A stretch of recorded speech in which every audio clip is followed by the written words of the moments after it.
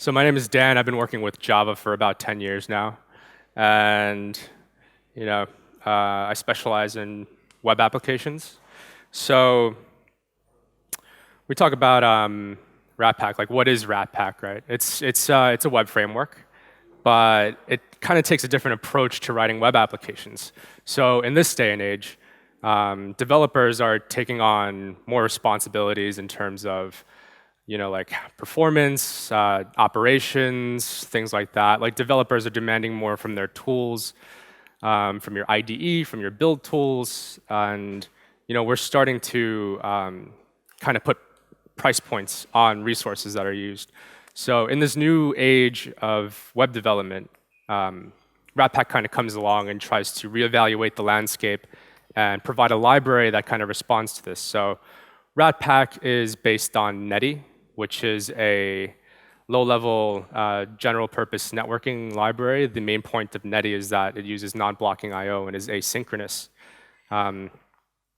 But as you may know, trying to program in Netty is quite difficult, and especially if your colleagues don't understand Netty, it's very hard to get some progress done on your applications. So people tend to write networking abstractions on top of Netty.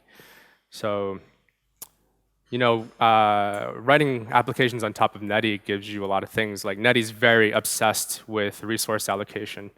Their underlying, they implemented their own byte buffer that is very good at reading and writing and resetting their indices instead of using, Java's byte buffer.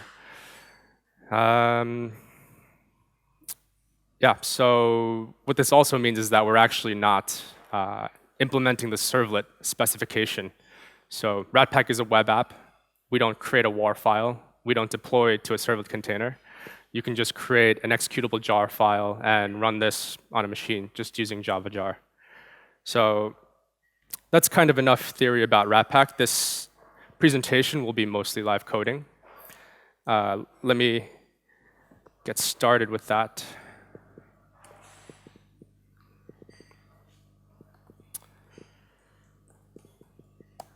So here's some basic information. My Twitter handle is lspacewalker. All of the code samples that I'm going to show you today are available on GitHub under my repository. It's very clearly labeled as 2016 jeeconf. And if you want like very detailed reference, I produced an HTML page at my GitHub, and I've also produced a PDF for offline reading.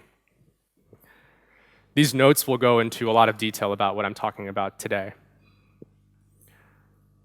So when working with Ratpack, it's just a set of jar files. There's no SDK to download. There's no binary to download. There's no code generation, intermediary code generation that's done. So the idea is that you just put these jars on your class path and you can compile your application, which means you're free to use any build tool that you want. If you really want to set your own class path and use Java C, that's up to you. If you want to use Maven, there's nothing from stopping you from using Maven, but Ratpack has really great Gradle integration. So what's great about it is we have a couple of mechanisms that make it very nice to work with Gradle and Ratpack. In particular, I want to highlight the continuous functionality. So Gradle introduced a functionality where if you pass in a flag to task execution, it will monitor your source code. And then if there are any changes detected, it will reinvoke the task that was running. So let's go ahead and get started. I'm going to start by making a directory for ourselves.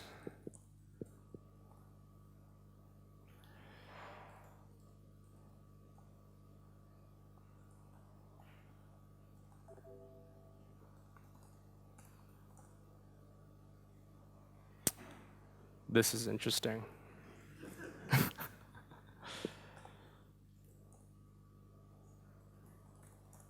OK, there we go. So what does it take? We're in an empty directory. And I don't know about you guys, but every time I start a project and I'm using a POM file, I just copy and paste from a previous one. I don't know how to make one of those. But when working with Gradle, You don't have to do that. And what that ends up looking like, and the reason that you don't really need to do that is writing build Gradle files they make sense. And there's not much verbosity, and you don't have to do all this crazy XML. So we're using the new Gradle plugins. This is an incubating feature. It simplifies plugin application. So your plugins tend to look very concise. This is 1.3.3 is the latest stable version that we have. We're going to apply the IntelliJ plugin. And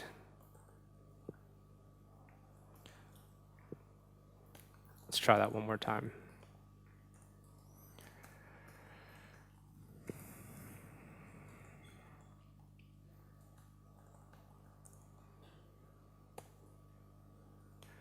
So of course, the other thing that we need to do is just tell it where we want to look up our jar files.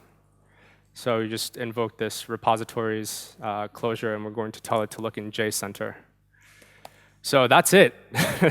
This is all you need to get started with a Ratpack application.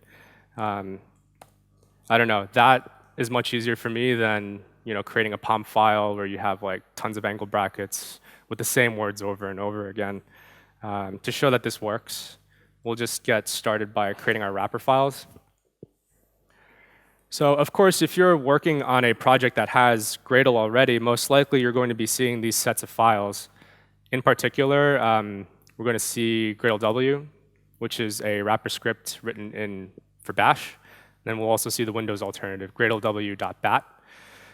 When you generate these files on Windows, make sure that you run chmod +x for Gradle W. Otherwise, if you commit this to your CI servers, or if you have coworkers on Linux or Mac, they won't be able to execute this. But now they can. So the Gradle wrapper script produces these wrapper scripts. You typically commit these into your source code so that your coworkers can be working on the same version of Gradle with you. And this is also great because your coworkers don't have to install Gradle, or if you're on a CI server, your CI server does not have to install Gradle. You invoke these Gradle tasks through the Gradle wrapper, and it takes care of making sure that you're on the right version of Gradle and downloading everything.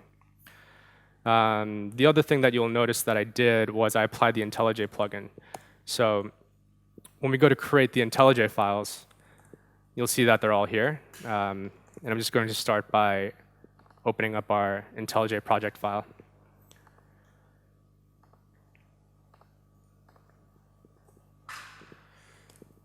So there's not much here. In fact, there's nothing here. What we really want to do is go back and create the directories that we need. And typical convention is just to use Maven convention here. And we'll add our main class.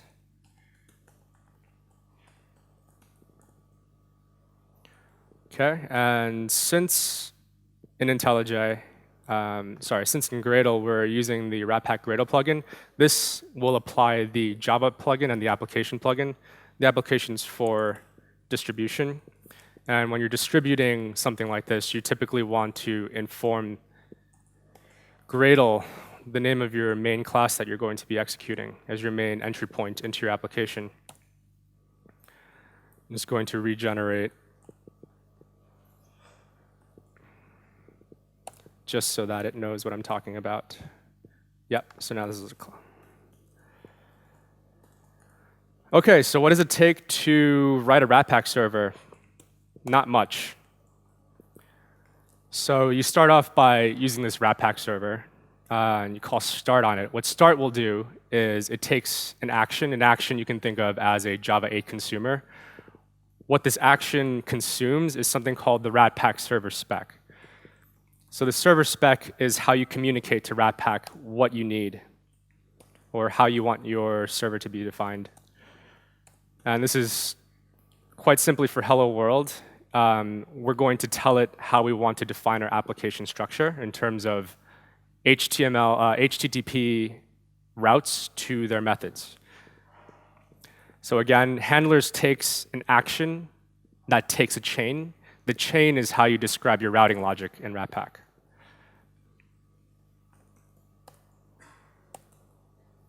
So for our case, when we invoke chain.get, this is registering a handle under the root HTTP path for the get method. So what does get take? It takes yet again another functional interface, and this time it's taking an object called a context. A context is a void type. The functional interface here is called a handler. The handler takes a context, and its only method that's available on it, which is handle.handle. So in this situation, what we're going to do is just render a response back to the client.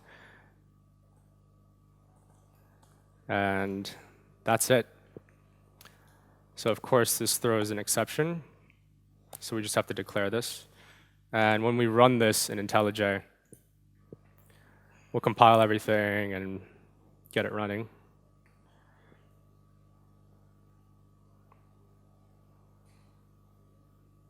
And there we go. Our server's up and running. So just to confirm that we are actively serving requests, you can see that we're executing hello world. I want to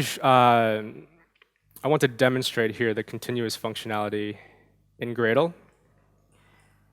So since we specified the main class name, this run task, which is provided through the Java plugin, will take that into consideration and launch that as the main class that we're executing. So the flag you want to pass in here is called continuous, but the short name for this is -t. So you'll see the server's up and running.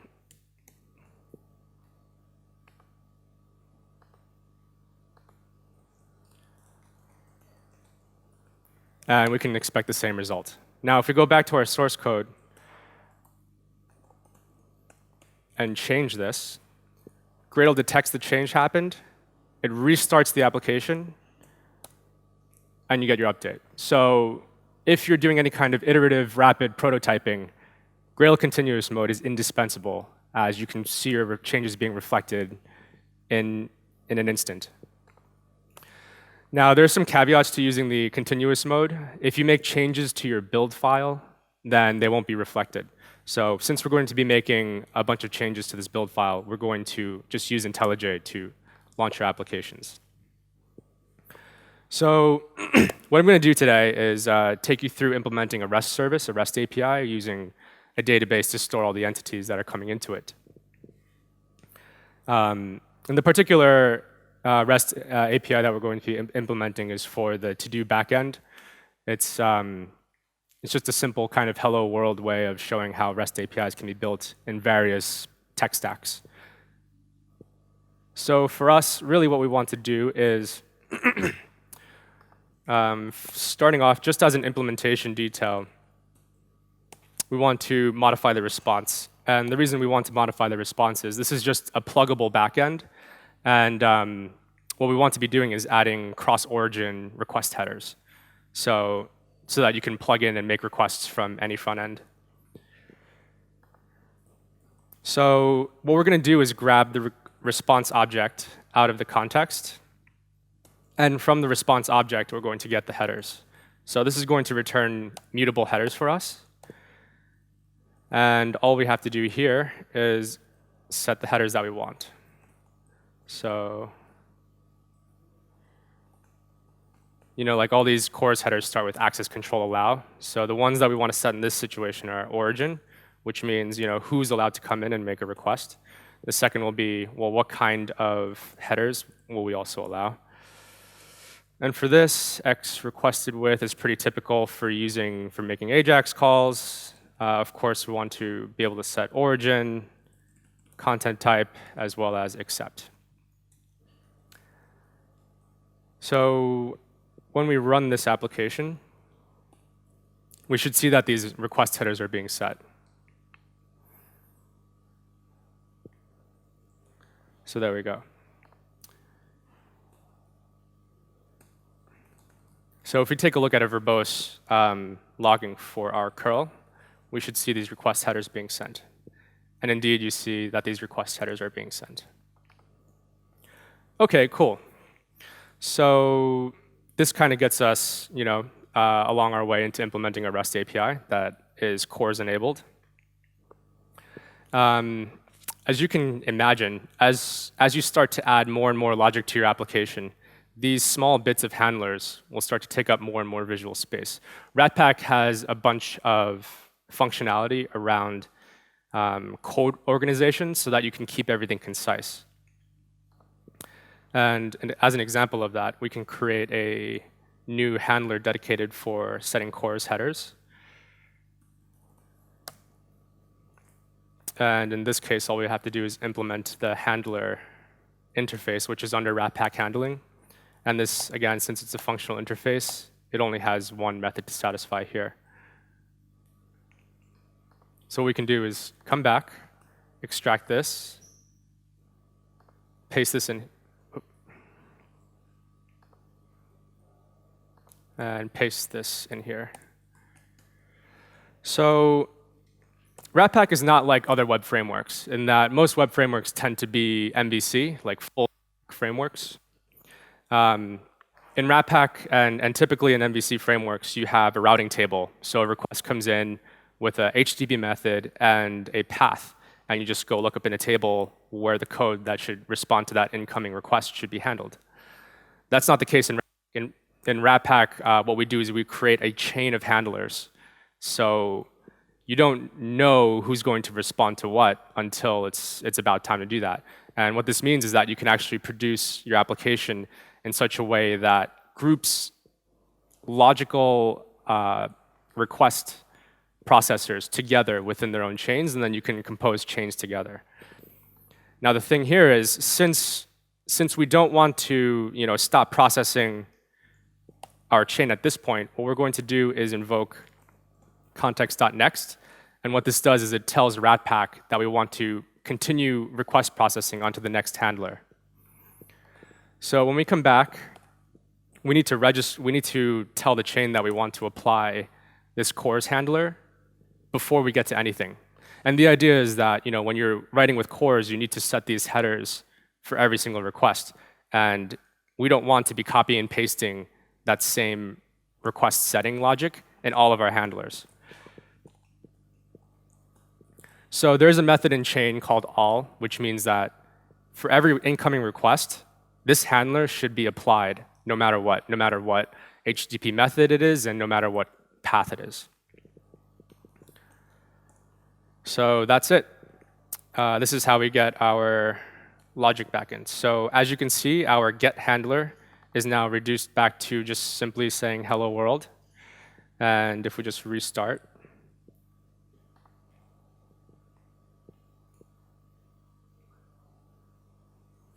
we can quickly verify that the existing behavior is preserved where we're setting our headers and we're still getting our response back. So you get the response body as well as the headers being set. So this is pretty neat. I mean, you can kind of think of handlers as a cross between a servlet filter and the servlet itself. You can either choose to respond to the client at that point, or you can delegate further request processing to the next handler in the chain. So now that we have our cores out of the way, let's get to the meat, which is setting up the database stuff. So unfortunately for adding, so a little caveat about this plugins DSL is that if your plugins are not registered in the official Gradle plugin repository, you can't use this DSL. So the old school way of applying plugins is through using build script. If you look at the rest of the build script at this point, we have repositories. Soon we'll be adding dependencies. And these things are applied for compilation time. The build script brings in libraries and things like that for task execution time. And what we need this for is I'm going to be using a library called Juke.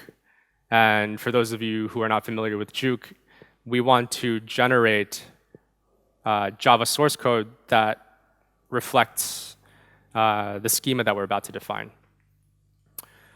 So in this case, we want to declare repositories again. And we'll have dependencies here. So when you're declaring level, like a build script level dependency, use class path to pull them in instead of words like compile or test compile. So we're going to be using h2.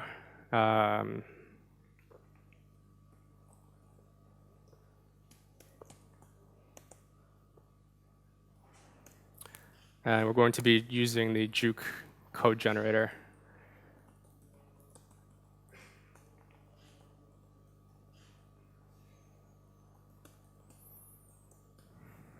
OK, and then we have some additional compilation time dependencies that we require. So these are things like we want to use a connection pool.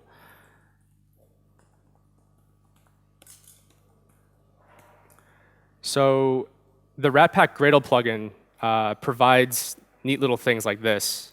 And what this does is it allows you to name the module that you want to bring in without having to specify the full group and artifact and version that you're used to doing.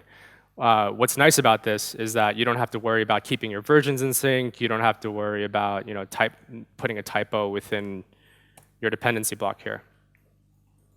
Of course, we'll need h2 for compilation as well.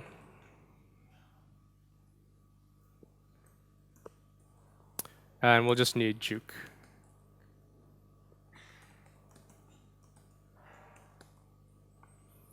OK, so this part I'm not going to write from scratch. I'm going to copy and paste this.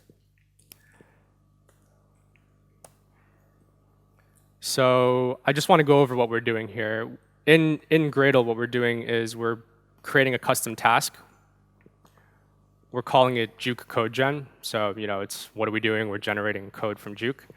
And we're just configuring it to use the h2 driver, to spin up an in-memory database, and to initialize it with some SQL that will supply. And for accessing the database, we're just going to be using the h2 Juke driver, going against the public schema. And finally, we're telling it that we're telling where we want to place these generated files, and the name of the package that's resolved relatively against that. So let's go ahead and create our resources directory. Again, it's a pretty typical Maven project setup here.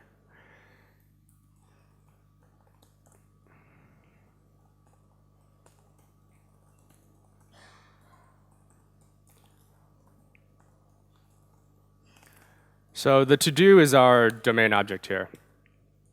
It's very simple. There's not much going on.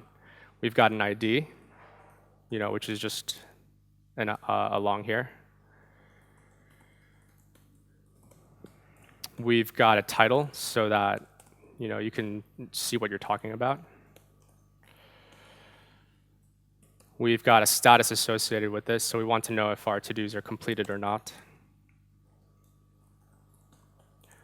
And because in our to-do application in the front end, you can reorder to prioritize them.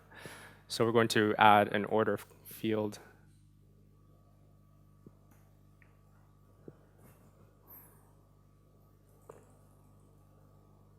All right, so this is pretty much it. If we go back now to our Gradle directory and we invoke our new task that we created,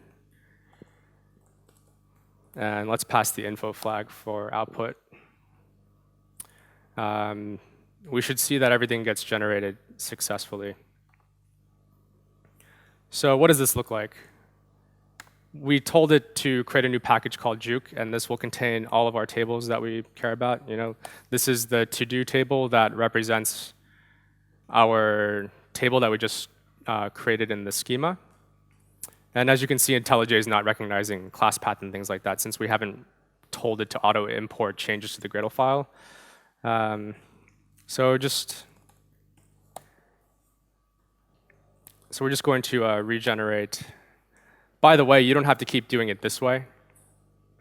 There is a setting in IntelliJ to automatically scan for changes and apply the changes as you see them. But since we're making so many changes, I want to limit that kind of churn. OK, so let's come back to our application. In our application, you typically want to make a call out to a database.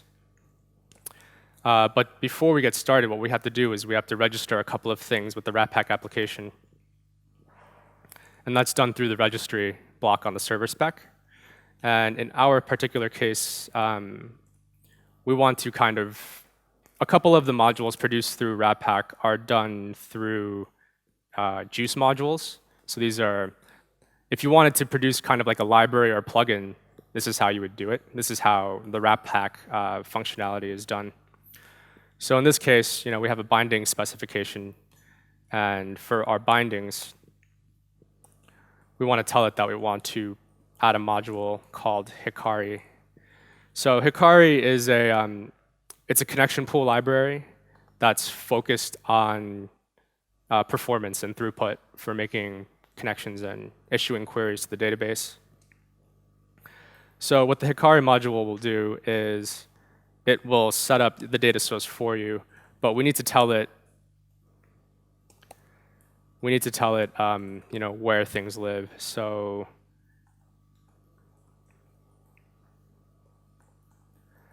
firstly, we need to set the data source class name just to tell it that it's that it's H2. So this should just be JDBC data source. And secondly, we need to tell it, where the URL is. So in this situation, the URL should be identical to what we've set in our build file.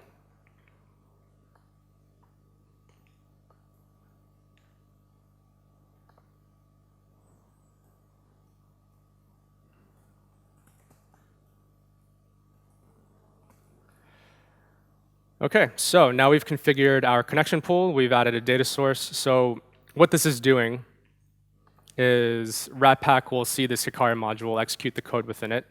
It will give us a service that it takes care of shutting down before the JVM exits so that it cleans it up nicely for us. And then finally, we're then providing this information to Ratpack. Ratpack adds it to its own registry. So the registry is kind of like, you can think of it as a map. You can register items in the registry, and you can pull things out from them.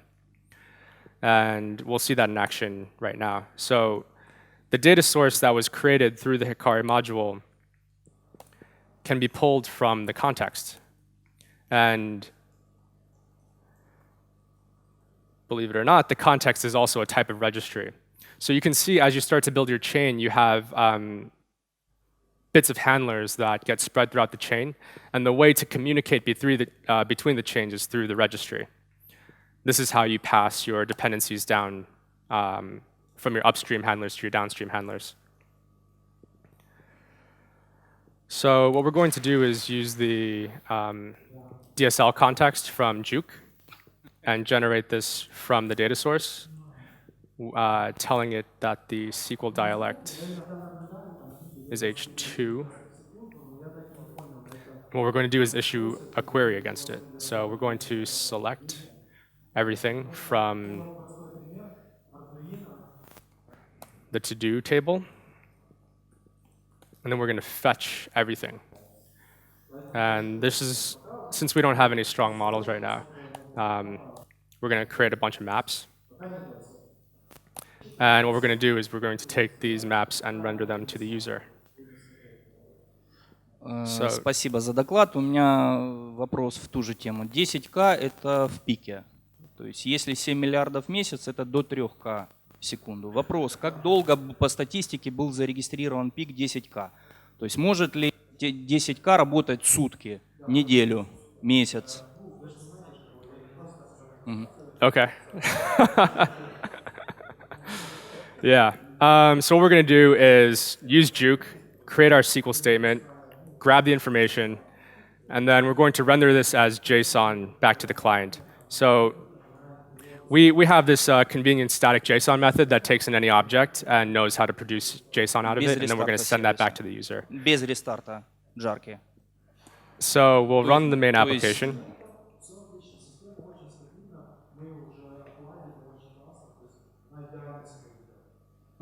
Спасибо большое. So we get started. So if we issue a request against localhost now against the root path, we should see an empty array, and that's pretty exciting. So that's pretty much this is going to be the basis for the rest of the application.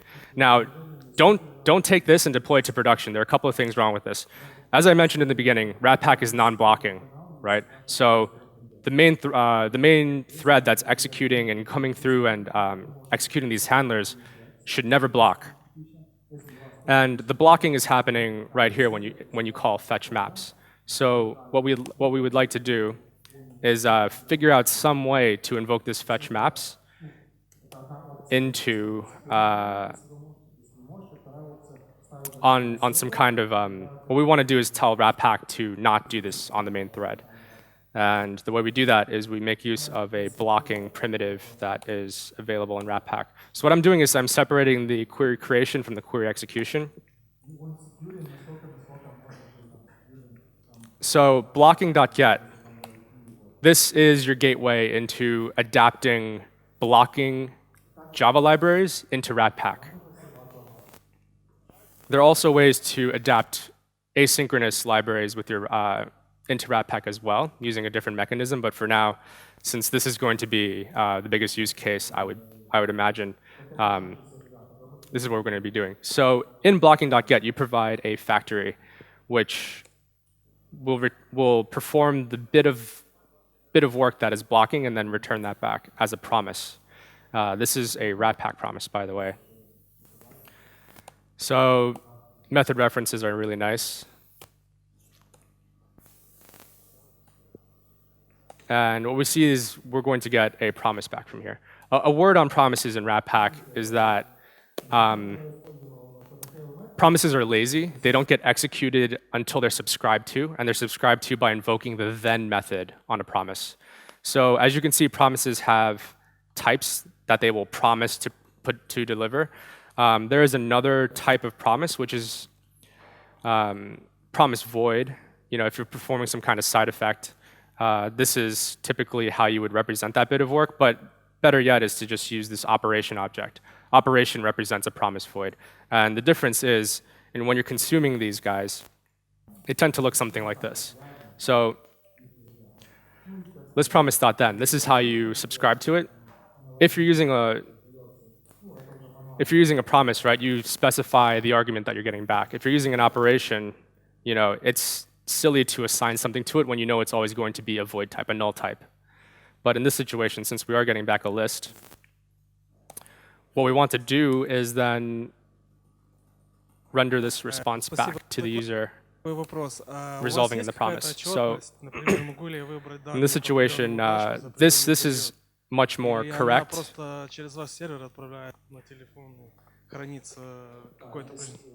And this is typically how you get around to adapting your blocking libraries into Ratpack. So we should see the same result. You know, yeah, we get our empty result, and we also get, you know, our headers set as well. So I think I'm running out of time, but implementing the rest of the application just involves various forms of extracting what we need to their own repositories or to their own classes, and then refactoring and readjusting as we need to in order to maintain readability. So I want to just draw your attention back to the source code. I go into a full implementation of this service, and I go step by step. The notes are also linkable from here.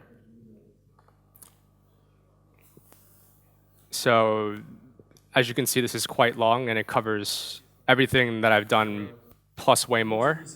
And it goes through refactoring and how do you evolve your application over time as it goes. And you can also build this and deploy this on your own to Heroku or wherever you want to deploy it and play around with it. The most exciting part is getting your specifications to pass, of course, and then plugging in your back end to a to-do front end. And you can just swap out implementations by the query string parameter there. Finally, some resources for learning Ratpack. So there's a book that was just finalized this week. It's by a colleague of mine, Dan Woods. Learning Ratpack is a really great resource for going in depth of all the various features of Ratpack. Today we only covered asynchronous, database integrations, composing and organizing handlers. We have a Slack channel where you can come in and ask questions. We're very good about turnaround time in terms of providing answers, providing insight into what's happening with your Ratpack application. Of course, you can visit the official Ratpack website, and you can also ask questions on the forums. So unfortunately, I wasn't able to get through implementing most of it, but everything is available for deep inspection. Слышно? And Vertex вначале было yeah, сказано, that's what I что have for you today. Are there any questions? бесплатный. Yes. Да. И Yeah, so actually through the work through David Sire, who's with Pivotal, we actually have Spring Boot integration. So there are many levels of integrating Spring and Ratpack together. I actually gave a webinar earlier in the year about integrating the two. And check? Okay. And there are a couple of approaches you can do. So there is a Spring Boot Ratpack starter, which is how the Spring guys like to do things. You have a starter jar that kind of brings everything in for you. So that's more of a Spring Boot-oriented approach where you want to use the Spring ecosystem, things like Spring Data, and whatever else you have, maybe Project Reactor, but you want to use Ratpack for your actual networking. So when you do that, you just apply the enable Ratpack annotation, as is the Spring style on your main class, and that takes care of setting up the Ratpack server for you. The only thing that you have to provide as a component is the chain. And then Spring takes care of setting up the server, doing anything else. However, if you want to use Spring Boot from a Ratpack perspective, we have helpers in our Ratpack Spring Boot module. So you can declare configuration classes, you can declare your beans in a typical Spring style and provide them to the registry so you can leverage your existing libraries within Ratpack. So you kind of have two approaches. Do you want to leverage the entire Spring ecosystem and replace out Spring MVC with Ratpack? If that's the case, then you can use the Spring Boot starter. If you want to have a more Ratpack-oriented approach and you have legacy libraries in which you declare your Spring components, you can bring those in to the Ratpack registry and make use of your existing libraries. Yeah, cool. But in Spring, I can use, for example, Spring MVC, mock MVC, sorry. So there is mock MVC framework that allows me to efficiently test, run like sort of sandboxed integration testing. But what I see here is that I have to run a full web server to unit test this code. Yep, so Ratpack actually has really amazing testing support. Any feature that we provide, chains, handlers, asynchronous behavior, populating the registry, changing configurations, anything like that, we provide testing fixtures around all of it. So you can really isolate, or you can do full-fledged integration tests, or you can take a unit of code but decorate it with some kind of testing fixture that you produce yourself. And the idea is that with testing Spring MVC, you often have to pull in test framework-related Spring integrations, like for JUnit or TestNG or whatever framework you're using, or maybe Spock. But for Ratpack, they're just Java classes that take care of either mocking things for you or setting up the server. So I gave another presentation last month about testing in Ratpack, and it's available on YouTube. I take you through testing handlers, through doing integration testing to functional testing, and that's all available for you. Awesome, thank you. Yep.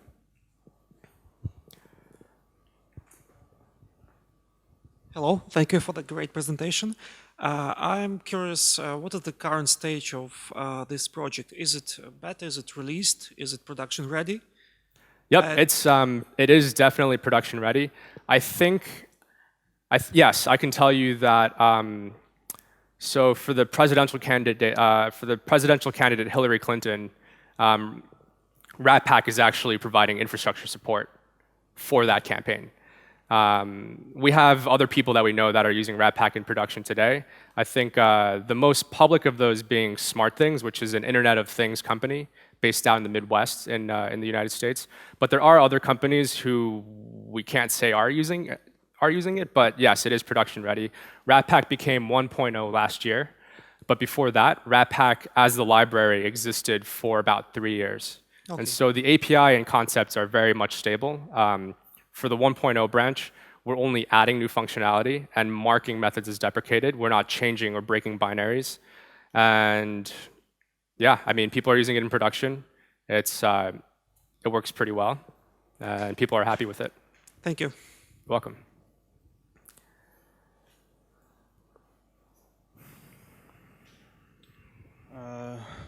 Thank you for presentation, and question about other protocols, not only HTTP, about sockets. Is Ratpack support sockets? Just general sockets? Web sockets. WebSockets, yes. So something that we don't advertise because we're not using it enough. We do have WebSocket support. And another thing that I forgot to mention about Ratpack is that it's a reactive framework. So we actually implement and pass the reactive streams test compatibility kit. And typically what you would do is with WebSockets, you would set up publishers so that you can continuously stream data to the WebSockets. And yeah, I mean, we do have WebSocket support. And Dan Woods actually gave a presentation about using WebSockets as well. And I think Rob Fletcher, I believe, also gave a presentation on building like an Instagram type of application with Ratpack and WebSockets. But yes, there is WebSocket support. Something that I've been looking to do is implement the sock.js library on the back end so that people can just drop in sock.js and use that. I haven't created an issue for it yet, but if that's something that you're interested in seeing, I know I'm interested in seeing it. Just keep an eye out for it.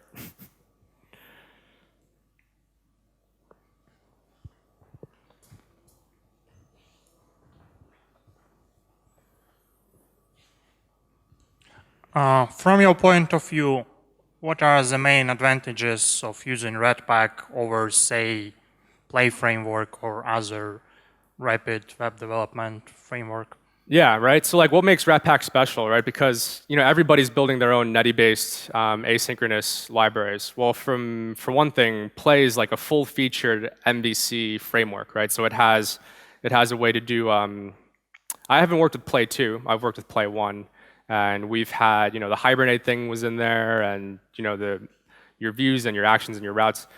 The one thing that really sets Ratpack apart from any other framework is its own execution model. So we kind of have a continuation style processing, which means that every time the asynchronous behavior happens, you actually get thread affinity and you come back to the original processing thread. So, and what that means is that your promises, as they're declared, get executed in that order. So you have deterministic promise fulfillment as well. So like one of the pains in dealing with asynchronous frameworks is kind of like trying to trace what's happening. And with Ratpack, since the order that you declare your promises are the order that they get resolved in. So because of that, it simplifies asynchronous programming quite a bit.